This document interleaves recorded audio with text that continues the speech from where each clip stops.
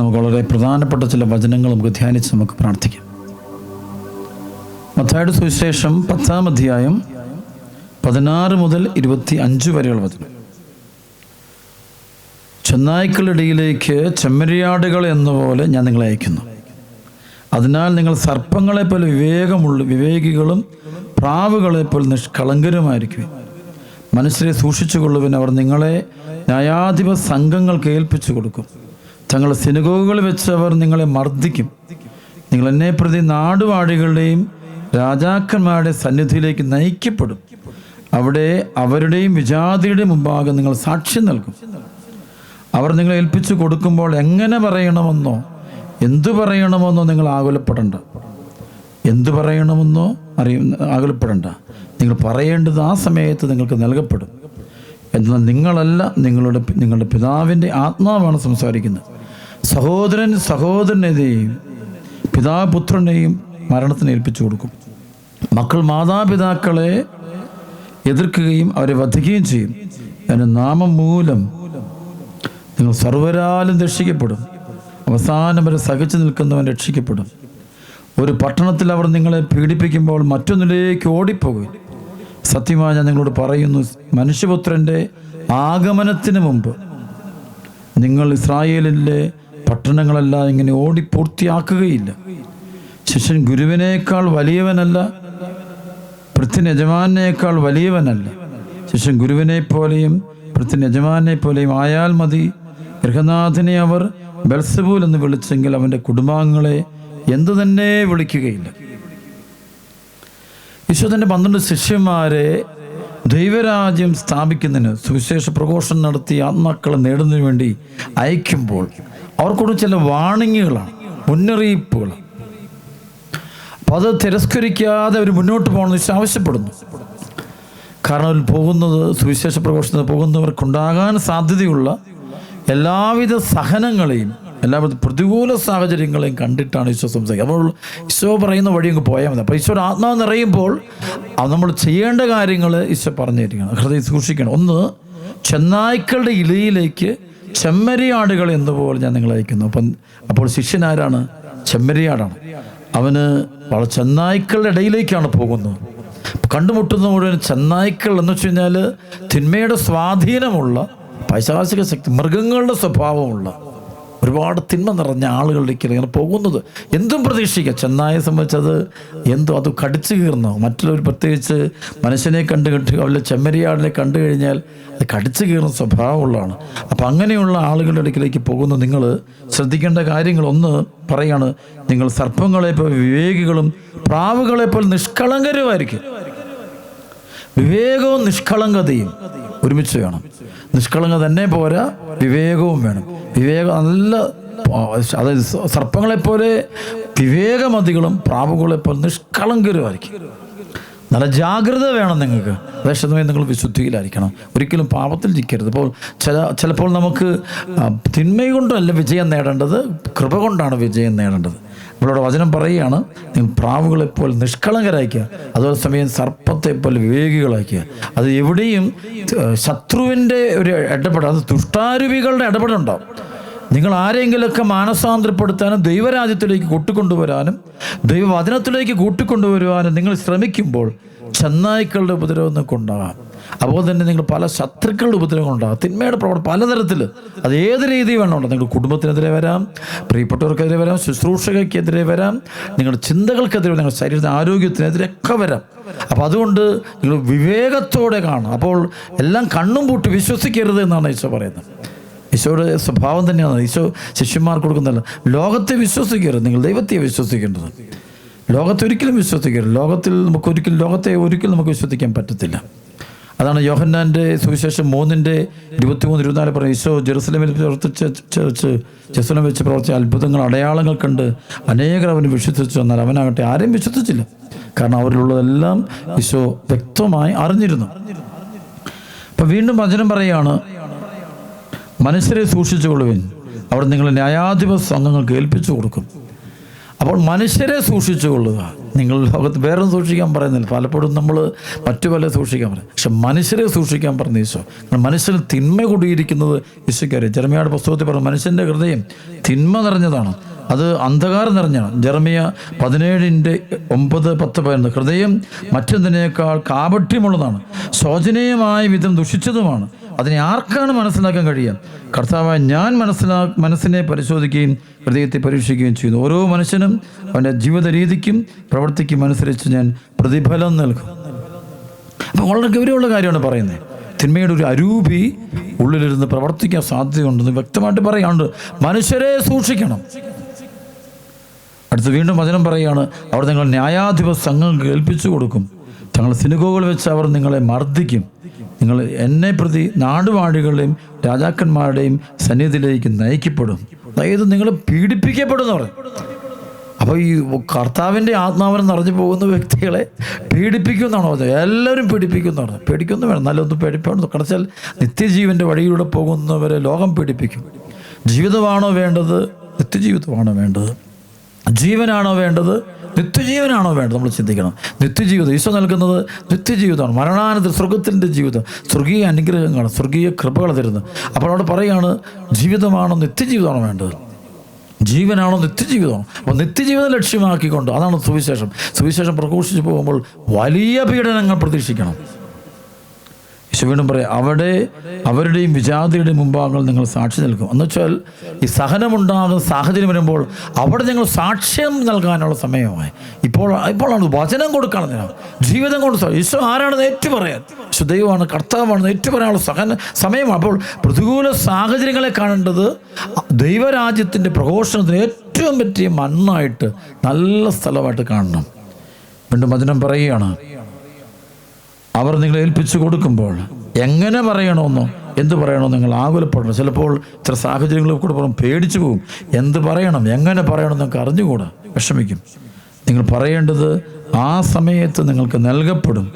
എന്നാൽ നിങ്ങളല്ല, നിങ്ങളോട് നിങ്ങളുടെ പിതാവിൻ്റെ ആത്മാവാണ് സംസാരിക്കുന്നത്. വലിയ വചനമാണ്. അപ്പോൾ ആ സമയത്ത് നിങ്ങൾ എന്താണ് പറയേണ്ടതെന്ന് ഭയപ്പെടേണ്ട. അവിടെ പരിശുദ്ധാത്മാവിൻ്റെ പ്രത്യേകത, പരിശുദ്ധാത്മാവ് തക്ക സമയത്ത് പ്രവർത്തിച്ചോളൂ. നിങ്ങൾ അത്ഭുതം പ്രവർത്തിക്കും. അത് നിങ്ങളുടെ നാവിലൂടെ വരുന്ന വാക്കുകൾ, നിങ്ങൾ ചെയ്യുന്ന പ്രവർത്തികളിലൂടെ അവിടെ പരിശുദ്ധമായി പ്രവർത്തിക്കും. പരിശുദ്ധം പ്രവർത്തിക്കുമ്പോൾ അവർക്കെല്ലാം മാറ്റമുണ്ടാകും, അവിടെ അത്ഭുതമുണ്ടാകും. അപ്പം നിങ്ങൾ വചനമൊക്കെ ഇട്ടിട്ടൊക്കെ പോകുമ്പോൾ ധ്യാനമൊക്കെ കൂടിയിട്ട് വീട്ടിൽ ചെല്ലുമ്പോൾ ചെന്നായ്ക്കളുണ്ടാവും, സർപ്പങ്ങൾ കാണും, അതുപോലെ മറ്റു ശത്രുക്കൾ കാണും. നിങ്ങൾ അവിടെ ഭയപ്പെടണ്ട. നീ സുവിശേഷ അധിഷ്ഠിതമായ ജീവിതം പരിശുദ്ധാത്മാവിൽ നിറഞ്ഞൊരു വ്യക്തിയാണ് നീ എങ്കിൽ അവിടെ ചെല്ലുമ്പോൾ പരിശുദ്ധാത്മാവ് അവിടെ പ്രവർത്തിക്കുന്ന അനുഭവം ഉണ്ടാവും. അപ്പോൾ തിന്മയുടെ അരൂപികൾക്ക് അവിടെ പിടിച്ചു നിൽക്കാൻ പറ്റില്ല. നീ പേടിക്കേണ്ട, നിന്നിൽ പരിശുദ്ധാത്മാവ് അവിടെ പ്രവർത്തിക്കും. അതാണ് വേണ്ടത്. നമ്മൾ പരിശുദ്ധാത്മാവ്, അതുകൊണ്ട് നമ്മുടെ നിഷ്കളങ്കരായി നിൽക്കണം. നിഷ്കളങ്കത പോകരുത്, വിവേകം പോകരുത്, അതുപോലെ ബുദ്ധി എന്നത് ദൈവിക ജ്ഞാനം ഒരിക്കലും പോകരുത്. അങ്ങനെ നിൽക്കണം. അതുപോലെ തന്നെ ആരും വിശ്വസിക്കരുത്, ഹോളി കർത്താവിനെ മാത്രം വിശ്വസിക്കണം. ആ സമയങ്ങളിൽ തിന്മയുടെ അരൂപികൾക്ക് അവിടെ പ്രവർത്തിക്കാനായിട്ടുള്ള ഒരു വാതിലും ഉണ്ടാകില്ല. അത് തന്നെ അത് നിങ്ങൾ ഇട്ടിച്ച് പോയിക്കോളൂ. നിങ്ങൾ പേടിക്കേണ്ട കാര്യമൊന്നുമില്ല. അന്ധകാരശക്തികൾ വിട്ടുപോയിക്കോളും. വീണ്ടും വചനം പറയുക, എന്തെന്നാൽ നിങ്ങളല്ല, നിങ്ങളിലൂടെ നിങ്ങൾ പിതാവിൻ്റെ ആത്മാവാണ് സംസാരിക്കുന്നത്. സഹോദരനെയും പിതാപുത്രനെയും മരണത്തിന് ഏൽപ്പിച്ചു കൊടുക്കും. മക്കൾ മാതാപിതാക്കളെ എതിർക്കുകയും അവരെ വധിക്കുകയും ചെയ്യും. എൻ്റെ നാമം മൂലം നിങ്ങൾ സർവ്വരാലും ദേഷിക്കുക. അവിടെ പറയാണ്, സഹോദരനെയും പിതാവ് പുത്രനെയും മരണത്തിനേൽപ്പിച്ചു. എന്ത് ചെയ്യുന്നവർ ഈശോയുടെ വഴിയെ പോകുമ്പോൾ, വിശുദ്ധിയുടെ മാർഗത്തിൽ, നിത്യജീവിതത്തിൻ്റെ മാർഗത്തിൽ പോകുമ്പോൾ നിങ്ങൾക്ക് നിങ്ങളുടെ മാതാപിതാക്കളെ ശത്രുക്കളാകാം, നിങ്ങളുടെ സഹോദരങ്ങൾ ശത്രുക്കളാകാം. പക്ഷെ നിങ്ങൾ പേടിക്കൊന്നും വേണ്ട. നിങ്ങൾക്ക് വലിയൊരു അനുഗ്രഹം കിട്ടാൻ പോകണം, വലിയൊരു കൃപ ദൈവം തരാൻ പോകണം, സ്വർഗത്തിൻ്റെ കിരീടം കിട്ടാൻ പോകുക. ഇതൊക്കെ പ്രതീക്ഷിക്കണം. വീണ്ടും വചനം പറയുകയാണ്, സഹോദരനെയും പിതാവ് പുത്രനെയും മരണത്തിന് ഏൽപ്പിച്ചു കൊടുക്കും. മക്കൾ മാതാപിതാക്കളെ എതിർക്കുകയും അവരെ വധിക്കുകയും ചെയ്യും. അപ്പോൾ സുവിശേഷത്തിൽ കഴിയുന്നവരെ എതിർക്കുന്നൊരു സംഭവം വരും. അവരെ കൊല്ലാൻ വേണ്ടി പോലും ശ്രമിക്കും. ഇന്ന് ലോകത്തൊക്കെ നടക്കുന്ന പല ക്രിസ്ത്യാനികൾക്കുണ്ടാകുന്ന മതപീഡനങ്ങളെക്കുറിച്ച് പഠിക്കുമ്പോൾ ഇതൊക്കെ സത്യമാണ്. സുവിശേഷത്തിന് സാക്ഷ്യം വഹിക്കുമ്പോൾ ഈശോ കർത്താവാണെന്നും ഈശോ ദൈവമാണെന്നും ജനമധ്യത്തിൽ ഏറ്റുപറയുമ്പോൾ ചിലപ്പോൾ നിങ്ങളെ മറ്റുള്ളവർ കൊന്നുകളഞ്ഞവരും പീഡിപ്പിച്ചവരും ചെറുതാക്കിയെന്നവരും അന്തസമയം കുടുംബാംഗങ്ങൾ പോലും നിങ്ങളെ മനസ്സിലാക്കില്ല, നിങ്ങളെ അവഹേളിക്കുകയും പീഡിപ്പിക്കുകയും ചെയ്യാം.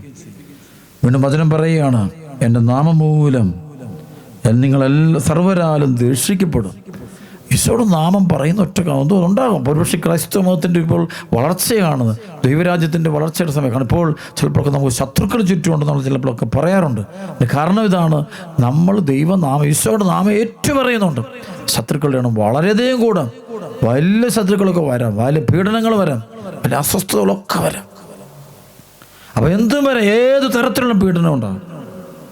എൻ്റെ നാമം മൂലം നിങ്ങൾ സർവ്വരാലും ദൂഷിക്കപ്പെടും, അവസാനം വരെ സഹിച്ചു നിൽക്കുന്നവൻ രക്ഷപ്പെടും. രക്ഷപ്പെടണമെങ്കിൽ അവസാനം വരെ സഹിക്കണം എന്ന് പറഞ്ഞു. എന്ത് രക്ഷ എന്താ? നിത്യജീവിതത്തിലേക്ക് പ്രവേശിക്കുക. അവിടെ കിട്ടാൻ പോകുന്നൊരു വലിയൊരു ആനന്ദമുണ്ട്.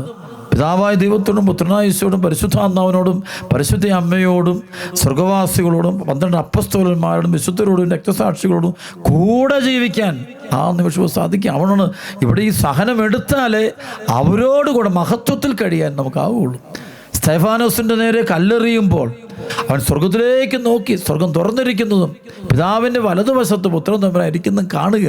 അപ്പോൾ അവൻ മരിക്കാൻ റെഡിയാകുക. അപ്പോൾ അവൻ അത് കിട്ടും. അപ്പോൾ ഈ സഹനമെടുത്താലേ നമുക്ക് ആ മഹത്വം അനുഭവിക്കാൻ പറ്റുള്ളൂ.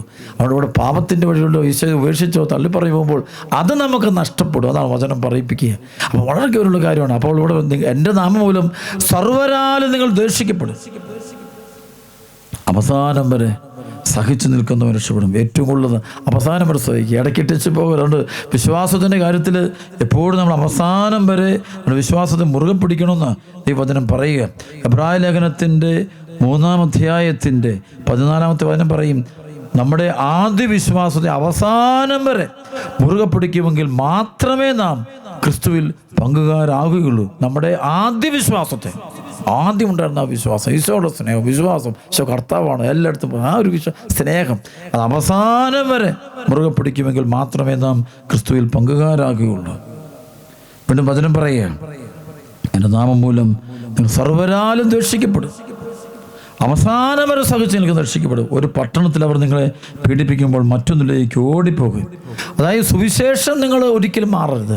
വചനത്തിന് മാറ്റം ഉണ്ടാകും. നിങ്ങൾ സാഹചര്യങ്ങൾ മാറിപ്പോക്കോളൂ, അങ്ങോട്ടും ഇങ്ങോട്ടും ഓടിക്കും, നിങ്ങൾ ഓടിയാലും കുഴപ്പമൊന്നും. പക്ഷെ സുവിശേഷം ഉപേക്ഷിക്കുക. അപ്പോൾ ചിലപ്പോൾ നമ്മൾ ചില പട്ടണത്തിൽ അവിടെ പിടിച്ചു നിൽക്കാൻ വേണ്ടി ദൈവവചനം കളഞ്ഞ് ചിലപ്പോൾ അവിടെ പിടിച്ച് ചില സാഹചര്യങ്ങൾ, ചില ജോലി സ്ഥലത്ത്, ചില വീട്ടിൽ, ചില ആളുകളുടെ ഇടയിൽ, ചില രാജ്യങ്ങളിൽ നമുക്ക് ചിലപ്പോൾ വിശ്വാസം കളഞ്ഞ് അവിടെ പിടിച്ചു നിൽക്കാൻ പറ്റും. അങ്ങനെ ചെയ്തേക്കല്ലെന്ന് പറഞ്ഞ് നേരെ മറിച്ച് സ്ഥലം വിട്ട് കളഞ്ഞാലും ജോലി കളഞ്ഞാലും നീ ഒരു വേറെ സ്ഥലത്തേക്ക് ഓടിപ്പോകേണ്ടി വന്നാലും ഈ സുവിശേഷം, നിത്യജീവൻ്റെ ഈ ജീവൻ്റെ വചനം അതൊരിക്കലും കളയരുതെന്ന് ബൈബിൾ പറയും.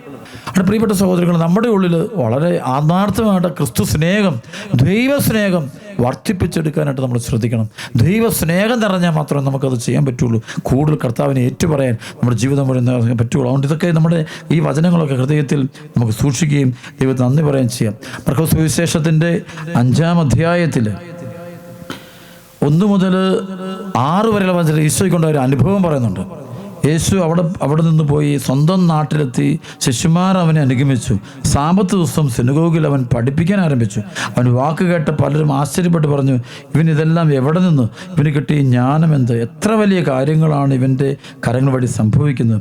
ഇവൻ മറിയത്തിൻ്റെ മകനും യാക്കോബ്, ജോസേ, യൂദാസ്, ശമയോൻ എന്നിവരുടെ സഹോദരനുമായ മരപ്പണിക്കാരനല്ലേ? ഇവൻ്റെ സഹോദരിമാരും നമ്മുടെ കൂടെയില്ലേ?